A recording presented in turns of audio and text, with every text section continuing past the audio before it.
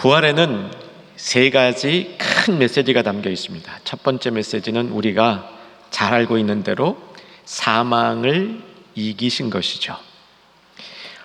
예수께서 사망을 이기셨다는 사실을 베드로 사도는 설교 중에 아주 간략하게 요약을 했는데 표현이 굉장히 탁월합니다. 한번 같이 보셨으면 좋겠는데 사도행전 2장 23절과 24절 말씀입니다. 자막으로 보겠습니다. 읽겠습니다. 그가 하나님께서 정하신 뜻과 미리 아신 대로 내준 바 되었거늘 너희가 법 없는 자들의 손을 빌려 못 박아 죽였으나 하나님께서 그를 사망의 고통에서 풀어 살리셨으니 이는 그가 사망에 매여 있을 수 없었습니다.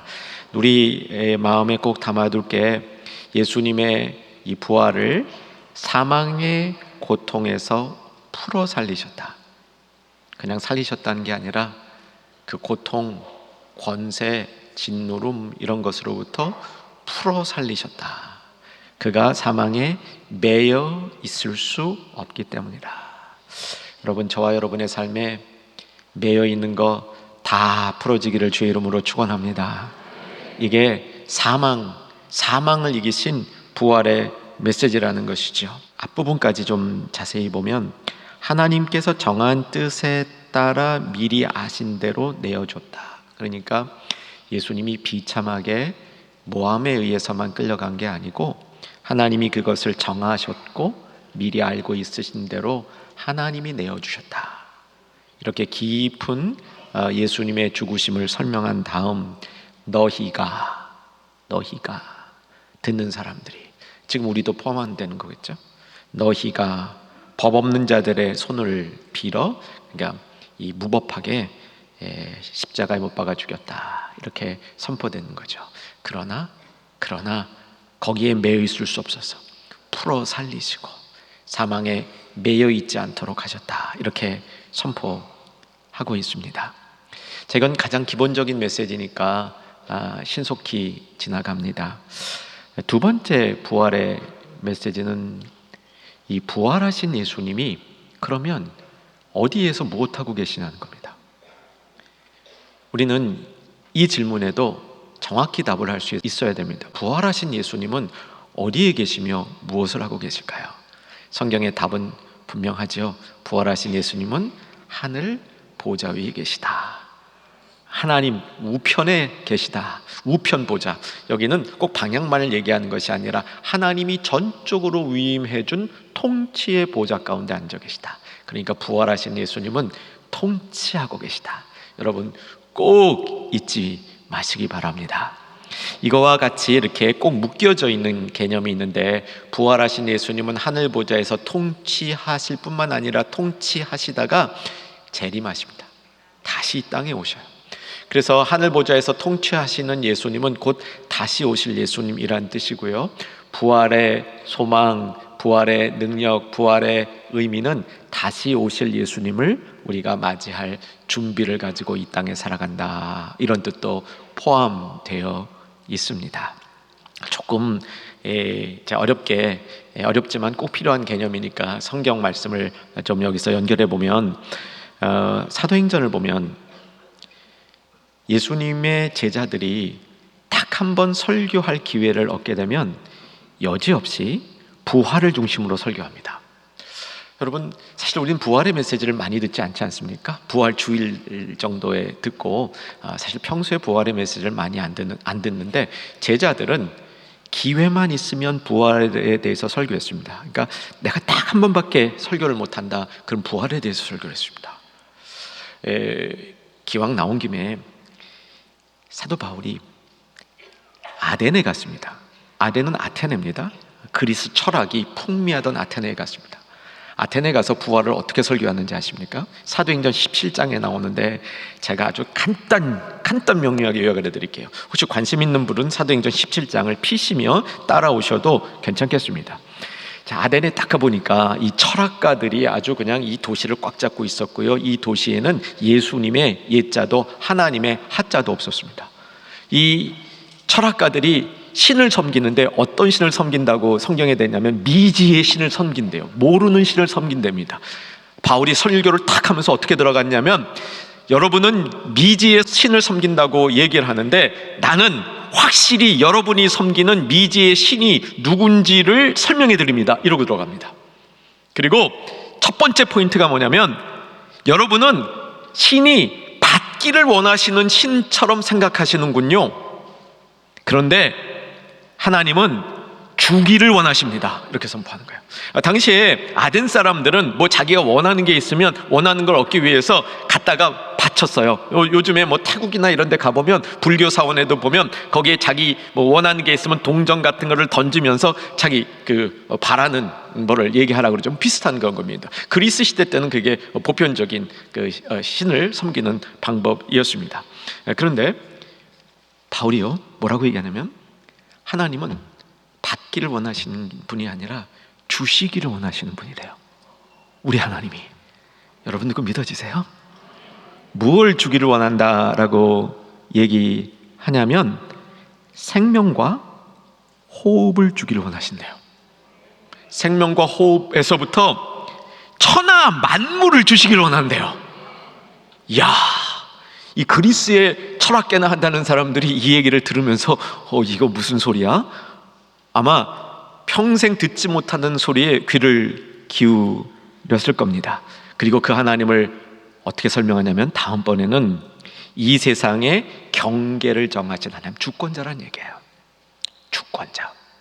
이 세상의 경계를 정하신 하나님, 그리고 그 경계 안에 계신 하나님이 우리 눈에 막 보이는 분이 아니야. 그런데 찾으려고 손을 뻗으면 가까이 계신 하나님, 이렇게 설명을 합니다. 세 번째 포인트가 압권이에요. 세 번째 포인트는, 그렇게 자신을 알게 하신 하나님은 심판하신다. 이렇게 강력하게 메시지를 전파하는 거예요. 하나님이 자신을 알게 해줬으니까 그거에 근거해서 심판하신다 얘기하는 겁니다. 그런데 심판하시는데 그 심판 날을 위하여 부활이 준비되어 있다, 이렇게 선포합니다. 한번 보셔야 되겠죠? 사도행전 17장 31절하고 32절일 겁니다. 여러분 성경 찾으신 분은 성경 보고 읽으셔도 좋겠습니다. 읽어보십시다. 이는 정하신 사람으로 하여금 천하를 공의로 심판할 날을 작정하시고 이에 그를 죽은 자 가운데서 다시 살리신 것으로 모든 사람에게 믿을 만한 증거를 주셨음이라 하니라. 그들이 죽은 자의 부활을 듣고 어떤 사람은 조롱도 하고 어떤 사람은 이 일에 대하여 내 말을 다시 듣겠다 하니. 바울은 이때도 부활을 선포했습니다. 예수님의 부활의 메시지는 사도행전에 보면 한 번의 설교를 할 때는 바울이 부활을 선포했는데, 같은 장소에서 여러 날 머물면서 지속적으로 목회적인 설교를 해야 될 때에는 부활을 선포하던 것에서 주제가 다른 것으로 옮겨집니다. 여러분 이 주제가 뭔지 혹시 아실까요? 한번 속으로 추측해 보시기 바랍니다. 바울이 선교 여행을 할 때 오래 잘 한 군데 머무르지 않았는데 한 2년 정도 머문 장소가 두 군데 있었습니다. 에베소에서 그랬고요, 또 한 군데는 어디일까요? 사도행전 끝부분에 나오는 로마에 감금되어 있을 때 그렇습니다. 그런데 놀랍게도 이렇게 바울이 2년 정도 한 군데서 머물면서 설교를 할 때 부활만을 설교한 게 아니라 하나님 나라에 대해서 선포했다, 이렇게 되어 있습니다. 여러분 여기에 뭐가 이제 마음속에 버쩍 뜨시는 분 없으십니까? 우선 그 사실을 확인 먼저 하고 가겠습니다. 사도행전 19장 8절 자막 보여주시고요. 자, 이게 에베소에서 바울이 있었던 일을 기록한 겁니다. 읽으십시다. 바울이 회당에 들어가 석 달 동안 담대히 하나님 나라에 대해 관하여 강론하며 권하되. 여기까지 하나님 나라에 대해서 강론했습니다. 자, 사도행전 끝부분 28장 30절 31절 로마 감금되었을 때 이야기 읽으십시다.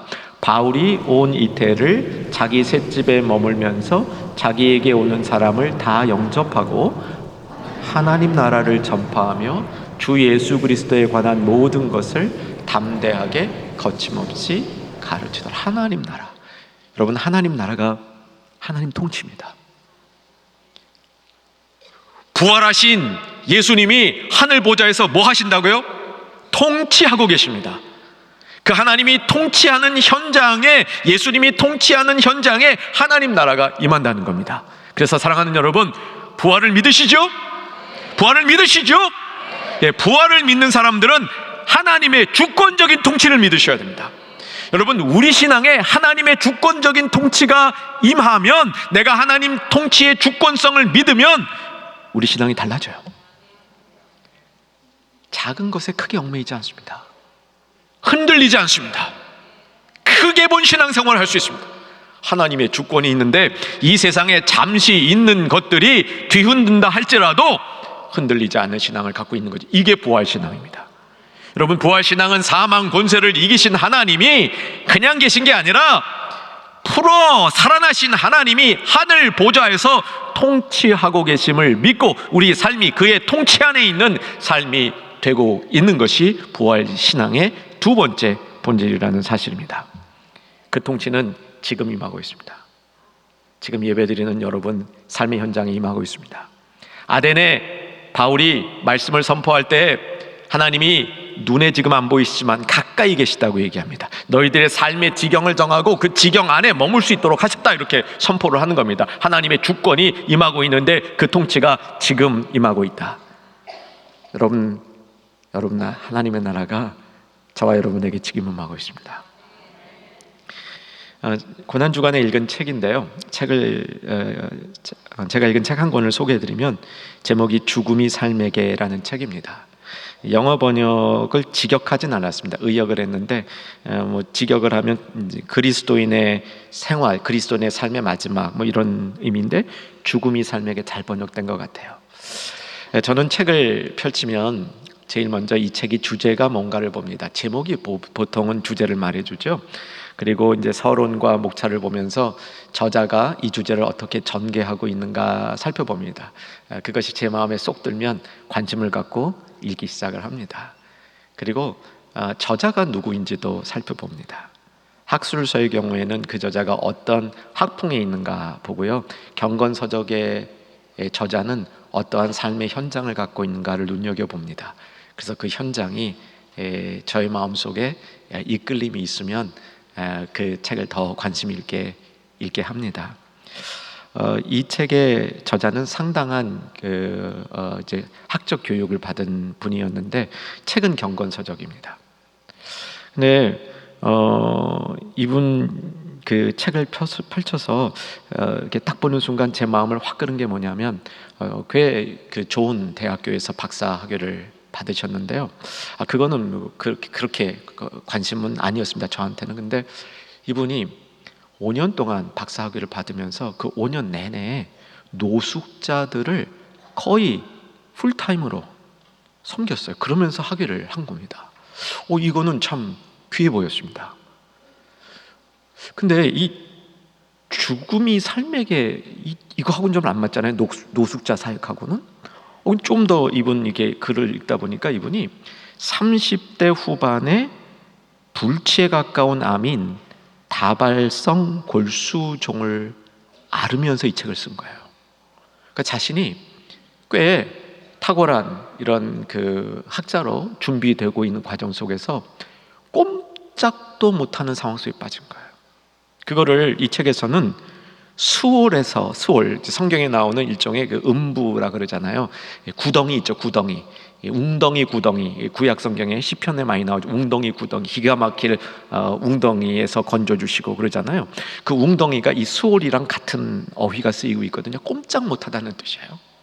그 꼼짝도 할 수 없었던 자기 상황에 묶여있던 상황 속에서 성전으로, 하나님이 임재한 곳으로 옮겨지는 영적인 여정에 관한 글입니다.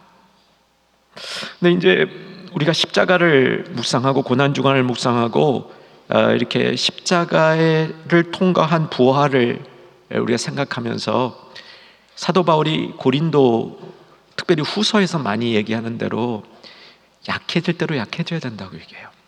근데 사실 우리가 이게 실감이 잘 안 나요. 우리는 강하고 싶죠. 그죠? 우리는 확장되고 싶습니다. 우리는 더 많은 것을 갖고 싶습니다. 그래서 더 많이 일하고 싶습니다. 그런데 정말 십자가의 그 본질로 들어가면 약해질 대로 약해지는 거예요. 꼼짝도 할 수 없을 정도로 약해지는 겁니다. 그런 영적인 세계를 다루고 있는데, 이 책에서 제가 얻은 것들은 다음 기회에 더 나누기로 하고요. 여기서 이 저자는 이제 중세 수도사들이 지키려고 했던 원칙 하나를 설명하는데, 저는 이 원칙이 오늘 특별히 이 말씀을 전하면서 제 마음속에 많이 담겨져 있습니다. 영혼의 열정을 다해 영생을 사모하라. 그러면서 동시에 죽음을 매일 눈앞에 두라. 이게 수도사의 원칙 중에 하나였는데, 저는 이것이 지금 이 시간 하나님이 통치하는 사람들이 가질 수 있는 삶의 방식이라고 믿습니다. 여러분, 부활하신 예수님은 하늘 보좌에서 이 땅을 통치하고 계시고, 그래서 부활의 능력을 믿는 우리들은 하나님의 주권을 인정해야 됩니다. 하나님의 주권을 인정하면 자행자제하지 않습니다. 내 고집에 얽매이지 않습니다. 하나님, 나를 인도하소서. 내가 주권에 나의 삶을 맡기고 쫓아가겠나이다. 하나님이 인도하신 대로 쫓아가겠나이다. 내가 꼼짝도 할 수 없이 스올에 묶여있는 것 같은 그때에도 주님을 바라보며 주님과 함께 주님을 쫓아가겠습니다. 이런 고백을 드릴 수 있는 겁니다. 부활하신 예수님이 하늘 보좌에서 지금 통치하고 계시다. 부활의 두 번째 메시지입니다. 부활의 세 번째 메시지는 오늘 본문과 관련이 있습니다. 부활의 세 번째 메시지는 선교 명령입니다. 여러분, 부활은 선교와 직접 관련이 있습니다. 사랑하는 여러분, 선교에 힘쓰시는 삶을 살기를 권합니다. 부활에 믿음이 있는 분들은 선교에 참여해야 됩니다. 오늘 마태복음 이 부활에 관한 이야기의 마지막 클라이맥스가 19절, 20절에 나오는 그러므로 너희는 가서 제자 삼고 그들을 훈련해서 세례주고 말씀을 가르쳐 지키게 하라. 그리고 약속을 주는 거죠. 그럴 때 내가 세상 끝날까지 너희와 함께 하리라. 우리가 알고 있는 선교의 대명령이라고 그러죠. 선교의 대명령인 마태복음 마지막 두 절은 부활하신 예수님 부활 이야기의 마지막입니다. 부활 이야기의 정점에 선교의 명령이 있다는 사실이죠. 자, 이제 우리가 간략하지만 맥을 짚어서 마태복음 28장 마지막 장을 한번 훑어보겠습니다. 자, 피셔야 됩니다. 마태복음 28장 오늘 본문이 있는 자리입니다. 28장 첫 절 제가 읽어드릴게요. 안식일이 지나고 안식 후 첫날이 되려는 새벽에, 이게 부활 아침이에요. 오늘 아침이에요. 여러분, 오늘 아침 해 뜨는 거 혹은 해 뜬 거 보셨습니까? 보셨죠? 설레지 않으셨어요? 설렘 분들에게 특별한 은혜가 임할지어다. 안 설렘 분도 있겠죠. 뭐 그냥 늘 맞이하는 아침이거니 또 빨리 교회 가야 되는데 급하다, 뭐 이런 마음으로 오늘 이제 아침을 맞이하신 분도 있겠지만 설레이면서 맞이한 분도 있을 겁니다. 저도 그중 하나입니다. 설레이게 맞이했습니다.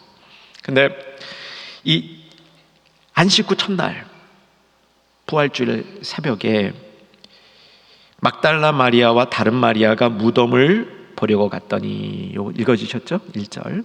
요게 성금요일 저녁 말씀 끝부분이었습니다. 예수님이 장례를 치렀죠. 아리마대 요셉 빌라도에게 시체를 갖다가 자기를 위해서 준비했던 새 무덤, 이게 꽤 좋은 무덤이었어요. 바위 속에 판 무덤이었거든요. 거기에 예수님의 시체를 안장하고 이 돌을 굴려서 앞을 탁 막아놨습니다. 거기를 이렇게 이 두 마리아 여인이 바라보고 있었다. 그게 지난 성금요일 날 봤던 말씀인데, 그때 우리 이렇게 말씀 나눴죠.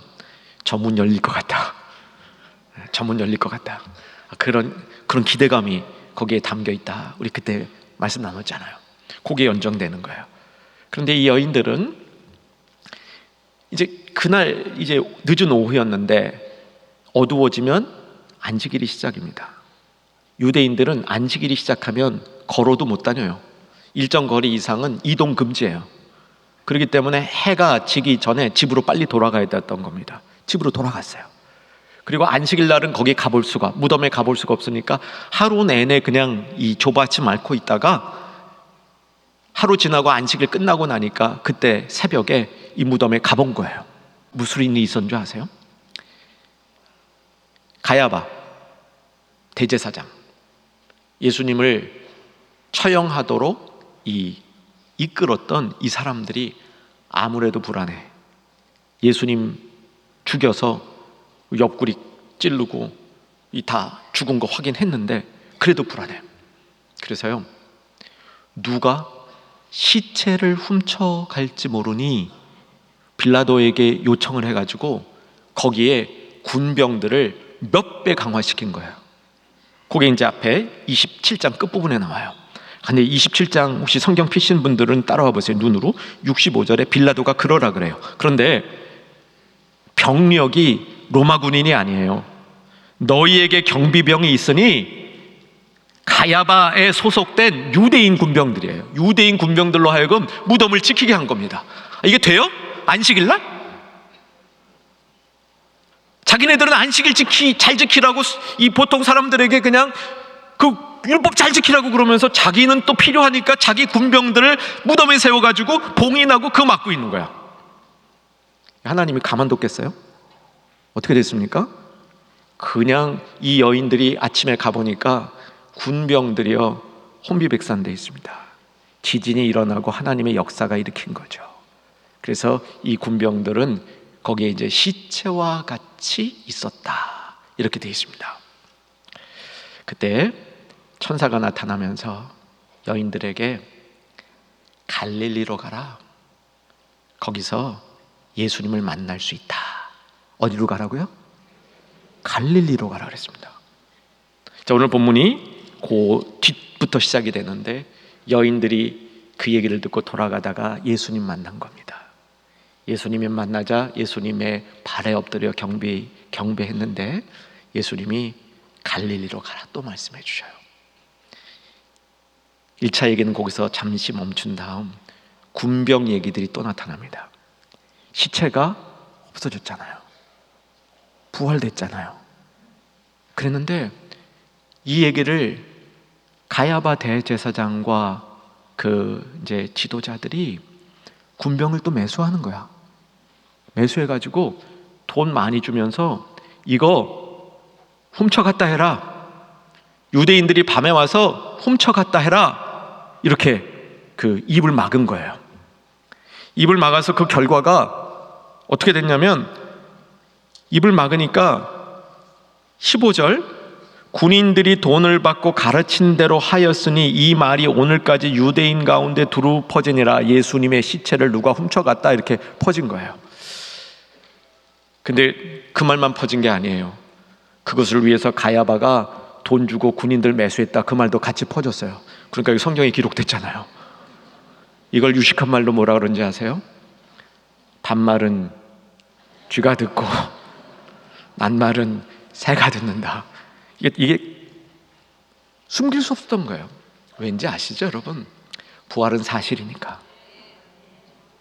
부활은 역사적 사실이니까 숨길 수가 없는 거예요. 증인들이 있는 겁니다.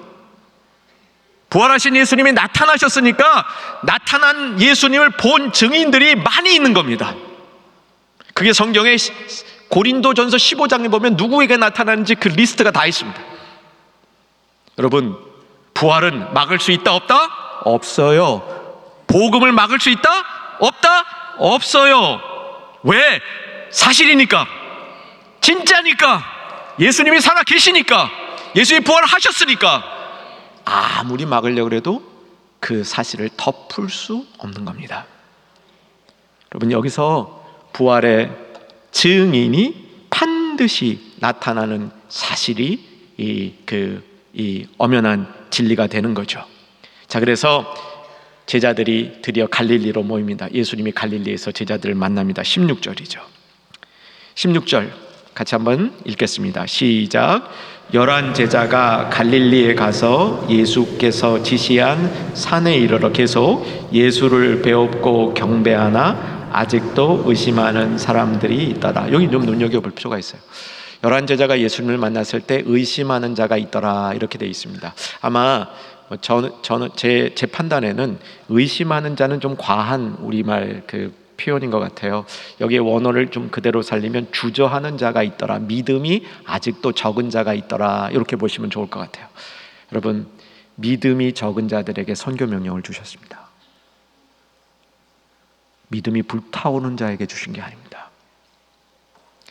저 사람 틀림없다라고 확인된 사람들에게만 선교 명령을 주신 게 아닙니다. 부활을 보았지만 아직도 믿음이 약한 자들에게, 그래서 주저하는 부분이 있는 자들에게 주저하지 말라. 이제 부활을 보았으니 부활을 증거하는 하나님의 선교에 동참하는 사람이 되어라, 이렇게 말씀하시는 겁니다. 그리고 18절, 하늘과 땅의 모든 권세를 내게 주셨으니 가서, 이제 명령을 내리시는 겁니다. 사랑하는 여러분, 선교와 부활은 굉장히 관련이 있습니다. 우리가 하는 선교가 어떻게 힘을 얻느냐, 왜 선교에는 그 선교의 열매가 나타나느냐, 부활하신 예수님의 확정적인 승리가 그 안에 담겨 있기 때문입니다. 시시한 승리가 아니라 확정적인 승리가 담겨 있기 때문입니다. 18절에 기록된 대로 하늘과 땅의 모든 권세를 내게 주셨으니, 이 권세를 가지고 선교를 하는 거기 때문에 그렇습니다. 이번 주 목요일부터 충영교회 선교 대회가 있습니다. 얼마나 기쁜지 모릅니다. 70주년 여러 가지 행사를 준비하면서 저는 이번에 하는 선교 대회를 마음속에 많은 기대와 감사로 삼고 있습니다. 이번 선교 대회를 준비하면서 제 개인적인 관점에서 70년 충영교회 선교 역사를 쭉 돌아보면서 가장 저에게 감사할 요소가 무엇인가 두 가지를 뽑아봤습니다. 첫째는 북한 선교를 중심으로 선교의 무브먼트를 한국교회에 일으킨 이 그런 축복과 기회를 충영교회에 주신 것이 참 감사할 일이라 생각을 했습니다. 두 번째는 현지인 지도자들을 발굴해서 그분들을 훈련하고 세워서 현지인 지도자들이 그 나라에서 교회를 이끄는 분들이 될 수 있도록 한 전략적 선교가 저는 우리의 주님이 기뻐하실 일이라고 확신하게 되었습니다. 이 일을 위해서 수많은 단기 선교가 있었고 외선부에서 많은 그 수고들을 했는데, 이를 위해 수고한 주님의 일꾼들 정말 감사를 드립니다. 이것이 참 주님이 많은 걸 기뻐하지만 이 두 가지는 주님이 매우 기뻐하는 일이라는 확신을 갖게 되었습니다. 근본에 12명의 현지인 지도자들을 초청해서 일주일 동안 그분들과 함께 선교에 관한 이 정말 하나님 기뻐하는 시간을 갖습니다. 중에는 모든 가족들이 이를 위해서 관심을 꼭 가져주시기 바랍니다. 12분 중에 2분은 비자를 못 받으셨습니다. 10분만 받으셨는데 또 그 중에 2분이 비자는 받았는데 뭐 또 여러 가지 그 걸리는 것들이 있대요. 그래서 출발하시는 날까지 기도해야 된답니다. 다 오셨으면 참 좋겠습니다. 오셔서 하나님이 오늘 이 부활의 기쁨을 우리에게 주셨는데, 이걸 계획할 때요, 준비팀에서 이런 거 한번 하시면 좋겠습니다 했을 때 제가 하십시다, 그런데 부활주일 끝나고 바로 하십시다 그랬어요. 여러분, 이게 오늘 말씀 메시지예요. 부활의 세 번째 의미는 부활과 선교는 뗄 수 없다. 마태복음의 예수님은 부활하시면서 그 부활하신 이야기의 최고 정점에 선교의 도전을 주신 겁니다. 그러므로 너희는 가서 시시하게 말씀 전하지 말고 제자 삼아서 그 제자들이 세례를 받고 너희에게 분부한 것을 지켜 행해서 성장, 성숙, 성화를 이루는 제자들을 만들어내라, 이렇게 주신 겁니다. 좀 충영교회는요, 우리가 갖고 있는 전통 중에 정말 제가 사모하는 게 이게 있어요. 우리 좀 나이 드셔서 오래 신앙생활 하신 분들 중에 제자들이 많아, 교회 안에. 교회 학교를 참 잘했거든요. 지금도 잘하고 있습니다. 과거에 참 잘했거든요. 그래서 그때 여러 가르쳤던 그런 학생들이 지금 자라나서 안수집사가 되고 젊은 장로가 되고 권사가 되고 이런 케이스들이 참 많습니다. 우리 교회 중요한 자산이죠. 여러분, 그냥 선교하는 게 아니라 제자를 세워야 됩니다. 그리고 그러기 위해서 가야 됩니다. 유대인들 중에 여러분 선교사 별로 없죠. 유대교는요 선교 안 해요. 왜 안 하는 줄 아세요? 교만하거든요. 유대인들은요 누구나 와서 배우고자 하면 그때 가르쳐 주겠다요. 가서 복음을 전하는 일이 없습니다. 이것은 부활하신 예수님이 알려주신 거예요. 부활하신 예수님의 이름으로 세례를 받고 그 예수님과 연결되어서 그 연결된 사람들이 부활하신 예수님을 더 널리 전하도록 하는 게 부활의 의미였던 것이죠. 그러면서 약속을 주신 겁니다. 그런 사람들과 내가 끝날까지 함께 하시겠다고 약속을 주신 겁니다. 말씀 맺겠습니다. 부활의 메시지는 반드시 선교와 연결이 되어 있습니다. 선교는 아직도 믿음이 주저함을 갖고 있는 사람들에게 주셨습니다. 주저하느냐? 선교해봐라! 그러면 그때 더 확신을 가질 것이다, 이렇게 선포해 주신 겁니다. 부활의 메시지를 받은 충현의 가족들, 이번 주에 시작되는 선교 대회를 통해서 우리에게 주신 부활의 신앙이 더욱 참되고 복된 것으로 확인되는 시간 될 수 있기를 주의 이름으로 축원합니다.